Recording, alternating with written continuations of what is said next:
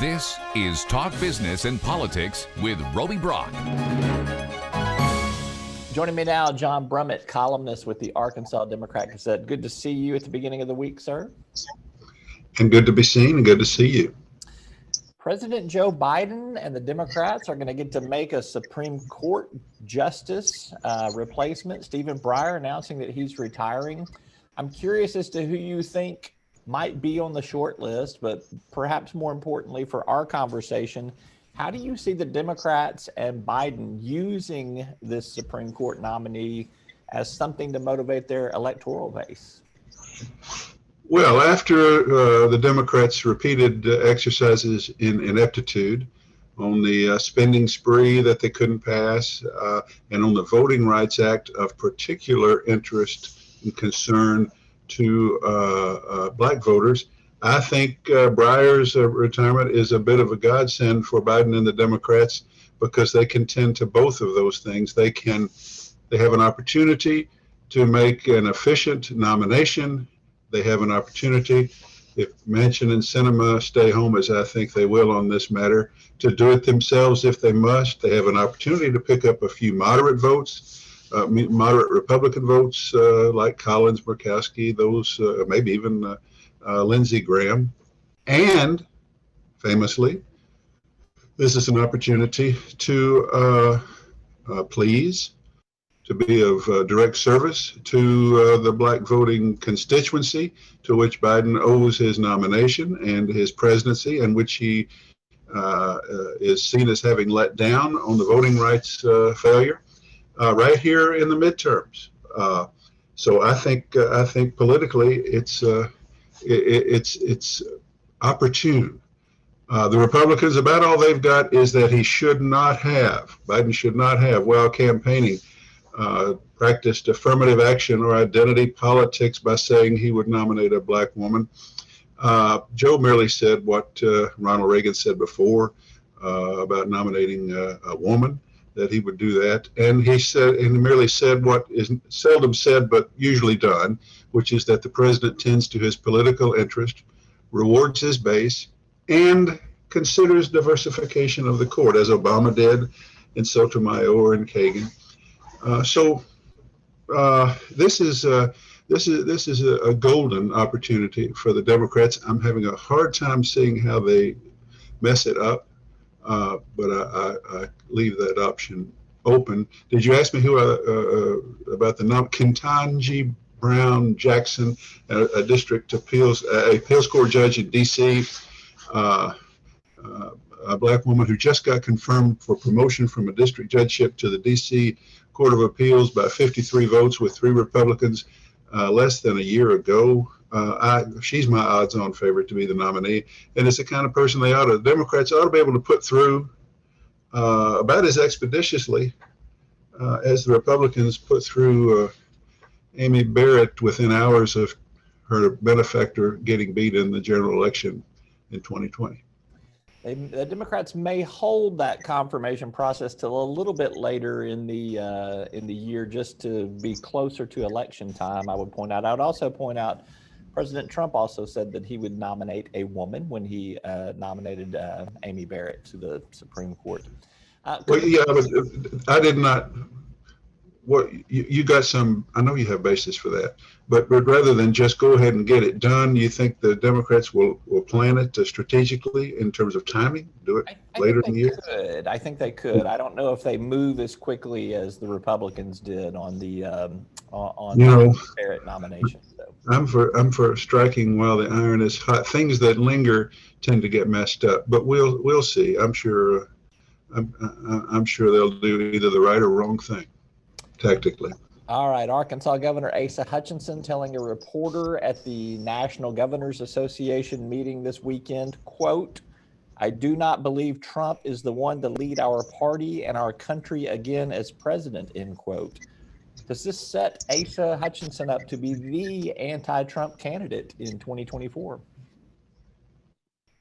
Well, that's a powerful statement I'm not prepared to make, but it certainly enhances this sort of mildly passive, mildly active thing Asa is doing to sort of be out there in the national conversation as a post-Trump, anti-Trump person. Should the party turn to that, or should that lane have suddenly get more currency?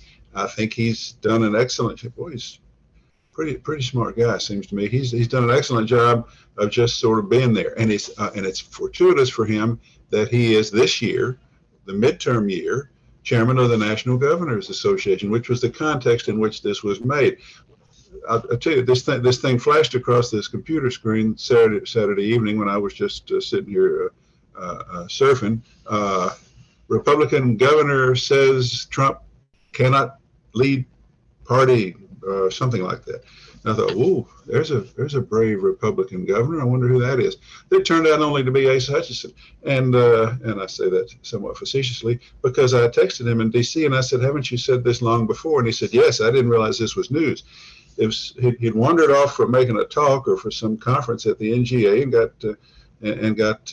ran into this Business Insider reporter who asked him this question, and he had said a year ago, "I'm not going to vote for Trump." This time he's saying, not only am I not going to vote for Trump, y'all shouldn't either. Yeah, I mean, I think he's more in the conversation now because he said so in a national context with a national forum, a national imprimatur. So good for Asa. And I'm getting all these liberals saying, why praise him for any braveness on this? He's just running for president. Maybe so, but what's he running for president as? He's running for president as a Republican who would move away from the menace, I think, of Donald Trump. So what's wrong with that? Just this morning, the latest bulletin across this screen is that in 24 red states, there are candidates for state secretary of state who deny that Biden won the election, who are running to head the election systems in states, and who are still saying all the 96 courts were wrong, and Donald Trump was denied his rightful place in re-election. That is not overstated.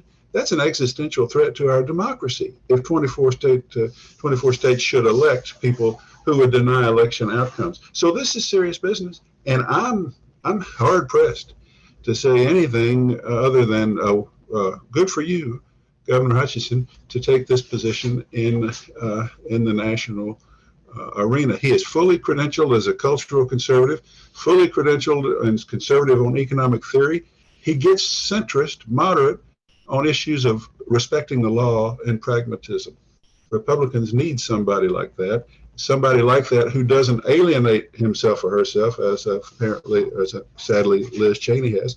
So I'm just sitting back watching Asa sort of finesse his way through this minefield. So far, so good, looks to me like. Hey, look, if this newspaper gig doesn't work out for you, you could be a press secretary for the Hutchinson for President campaign. I don't think that would work out. I don't think I could go out and support his positions. But I can tell you the truth here on our weekly visit. Right. All right.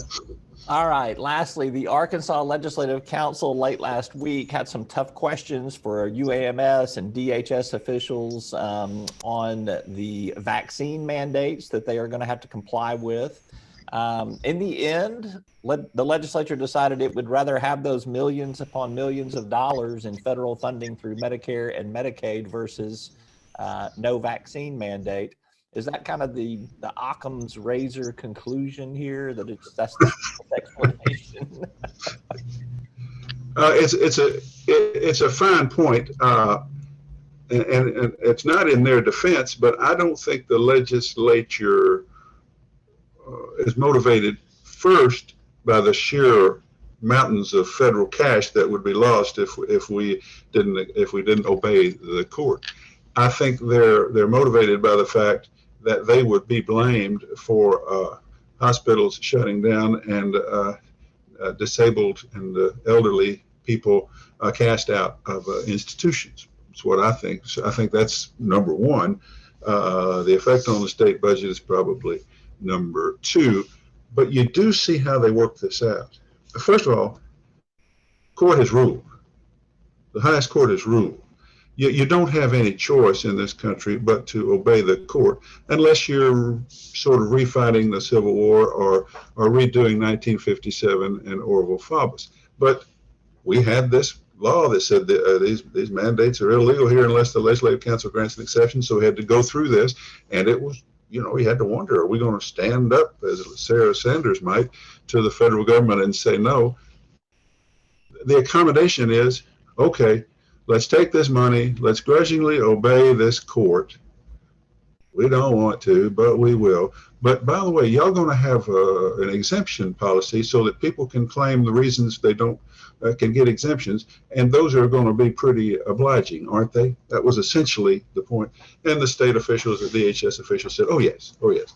I think most of the people who aren't vaccinated now in those jobs are probably going to stay unvaccinated by some sort of pro forma, perfunctory, overly generous exemption status. But that's the only way our legislature would agree to obey the court. That's how I read that.